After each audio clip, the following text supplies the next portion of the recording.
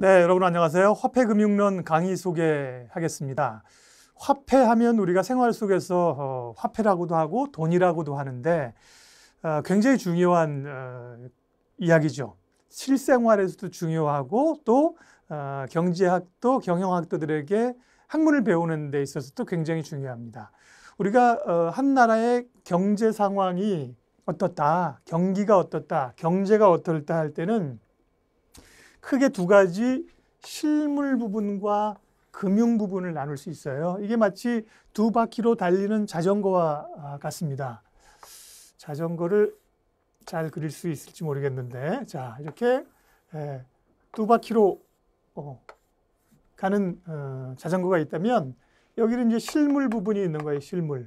우리가 이제 경제가 생산을 해나가잖아요. 생산하고 또 소비하고 투자하고 이런 것들이 뭐 GDP로서 나타나고 이런 것들이 다 실물 부분에서 이루어지는 것들이에요. 그런데 이 실물이 잘 굴러가려면 뒤에서 뭐가 뒷받침해 줘야 되느냐? 바로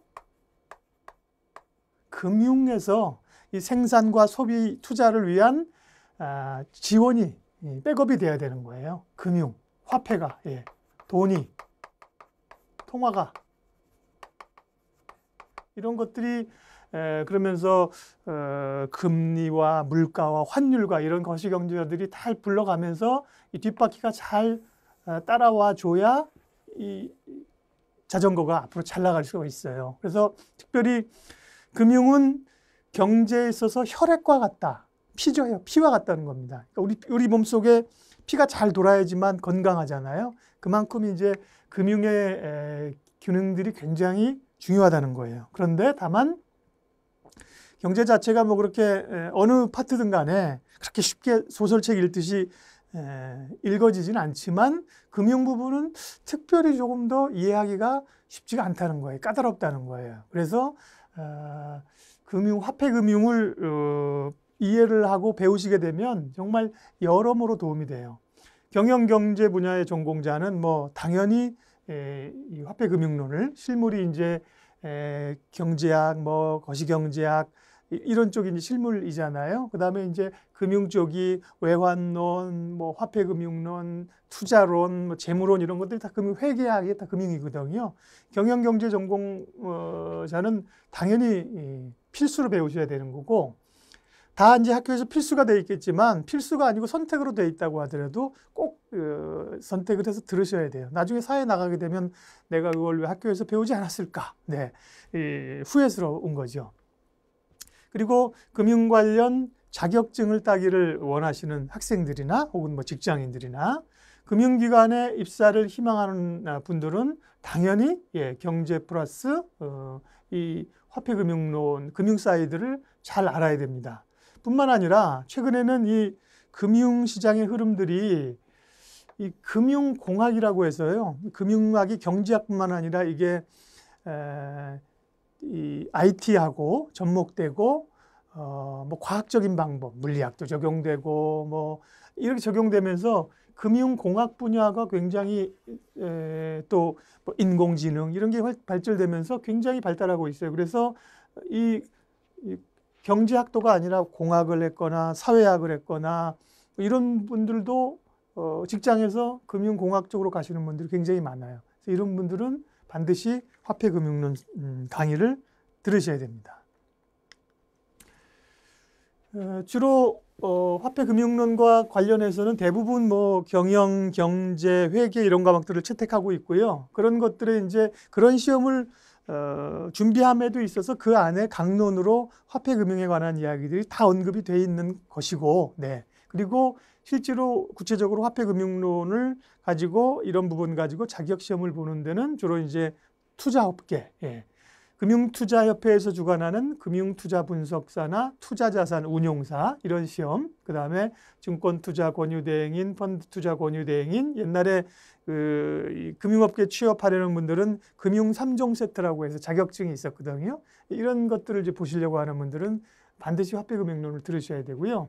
그 밖에 한국은행, 뭐 수출입은행, 뭐 금융감독원 이런 주요 금융공기업에 들어갈 때도 입사시험에서 화폐금융론을 다루게 되고 은행, 보험, 증권, 뭐 투신 이런 금융기관에 입사하시게 되는 경우도 경제학만 가지고는 안 됩니다. 화폐금융론 수업을 꼭 들으셔야 됩니다. 그러면 화폐금융론을 이해하기 위해서는 어떤 것들을 선행 과목으로 들어야 되느냐? 일단은 경제학은 들으셔야죠. 우리 경제학이 밑바탕이 돼서 이게 강론들이 들어가는 거기 때문에요. 경제학 원론 정도 수강을 제대로 했다면 이 화폐금융론의 흐름을 따라가는 데는 큰 무리가 없습니다. 그리고 이 화폐금융론이라고 하는 게 뭐 이론적인 어떤 모델을 설정하고 이론적인 것보다는 우리가 실생활에서 우리가 사용하는, 우리가 은행도 다니고 뭐 투자도 하고 자금도 대출받고 그러잖아요. 그런 것들과 훨씬 더 밀접한 관련이 있기 때문에 그리 어렵지 않아요.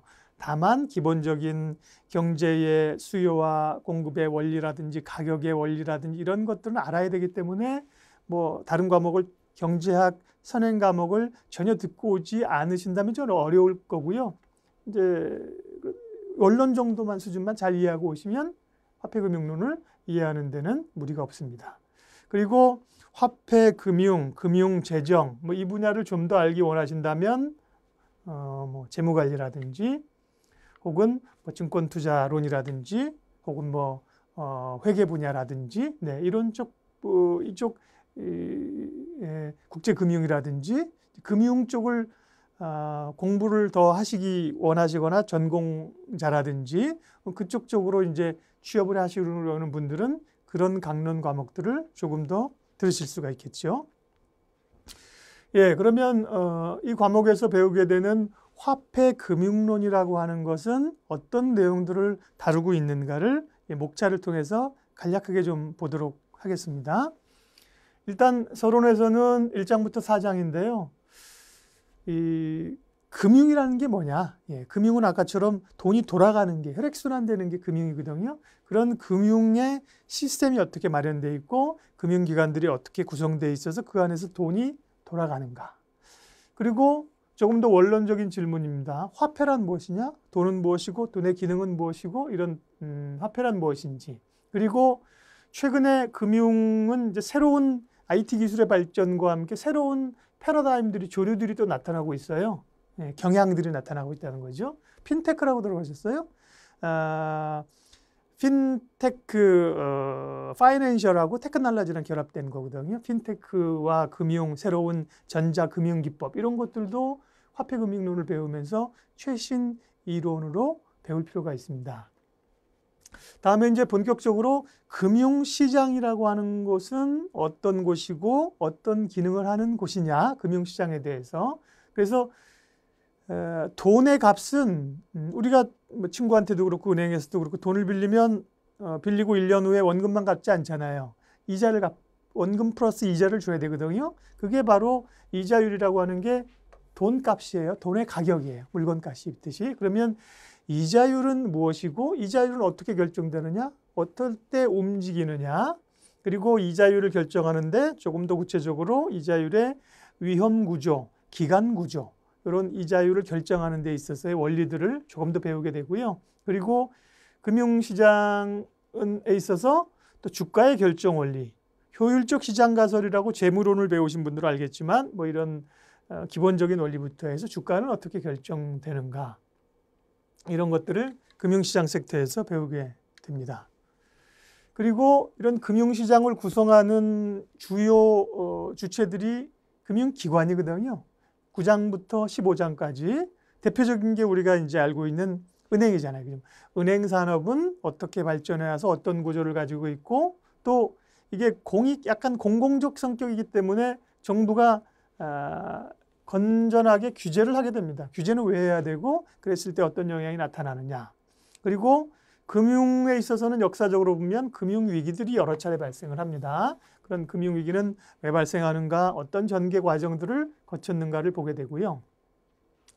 다음으로 이 금융 시스템에 있어서 이 금융 시스템을 잘 굴러가게 하는 데 있어서 가장 핵심적인 역할을 하는 정부기관이 중앙은행이에요. 중앙은행. 우리는 이제 한국은행이죠.